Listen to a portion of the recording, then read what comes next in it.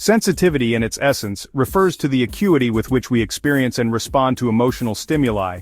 It encompasses both our internal world of feelings and the external expressions of those feelings. Defining sensitivity becomes complex when we consider its subjective nature and the influence of cultural norms. What one generation considers overly sensitive, another might deem authentic and healthy emotional expression. Throughout history, the concept of sensitivity has been shaped by societal expectations, philosophical movements, and evolving understandings of human psychology. From the Stoicism of the ancients to the Romanticism of the 19th century, each era has grappled with the role of emotions in human experience. Today, we find ourselves in a period of heightened awareness of mental health, coupled with the pervasive influence of technology and social media.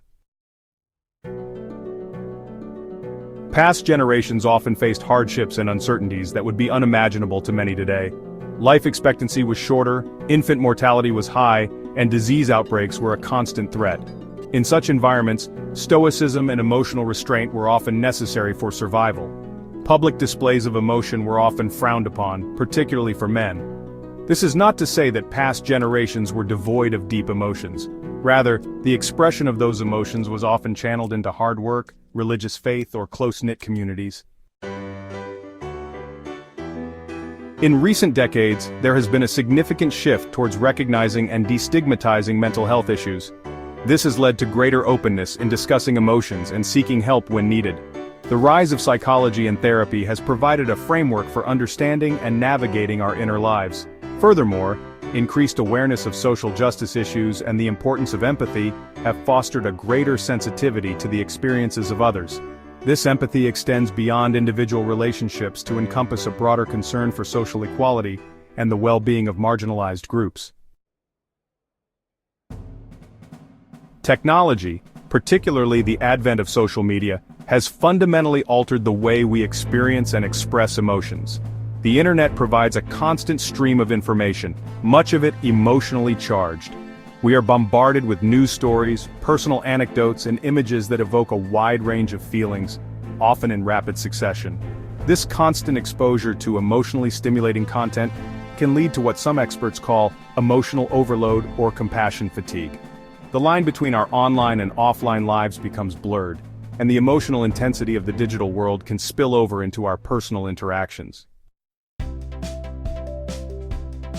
Section 5. The social media crucible. Social media platforms, while offering opportunities for connection and community building, can also create an environment where sensitivity is both heightened and weaponized. The curated nature of online profiles encourages individuals to present idealized versions of themselves, while the anonymity of the internet can embolden harsh criticism and cyberbullying. The pursuit of likes and validation can lead to a focus on external approval, making individuals more attuned to perceived slights or negative feedback. Moreover, social media algorithms often prioritize content that elicits strong emotional responses, further contributing to a culture of outrage and sensitivity. Section 6. The counterargument, desensitization and resilience. Conversely, some argue that exposure to the harsh realities of the digital age has made younger generations more resilient and less easily offended. The internet exposes us to a wider range of perspectives and experiences, challenging our preconceived notions and fostering greater tolerance for viewpoints different from our own. Furthermore, the fast-paced nature of online interactions may lead to a desensitization to certain types of content. Exposure to violence, tragedy, and negativity, while concerning, may also cultivate a greater ability to cope with difficult emotions and situations. Section 7. Generational differences in coping mechanisms. It's important to note that generational differences in sensitivity may also reflect evolving coping mechanisms. Older generations, raised in an era where seeking help for emotional issues was often stigmatized, may have developed strategies for suppressing or masking their feelings. In contrast, younger generations encouraged to express their emotions and seek support may be more comfortable acknowledging and discussing their mental health. While this openness can be perceived as heightened sensitivity, it can also be interpreted as a healthier approach to emotional well-being. Section 8. A historical perspective on sensitivity. Throughout history, there have been periods of both heightened and diminished emotional expression.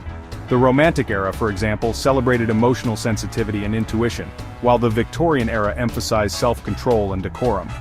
These fluctuations suggest that sensitivity is not a fixed trait but rather a fluid aspect of human experience, influenced by social, cultural, and historical factors.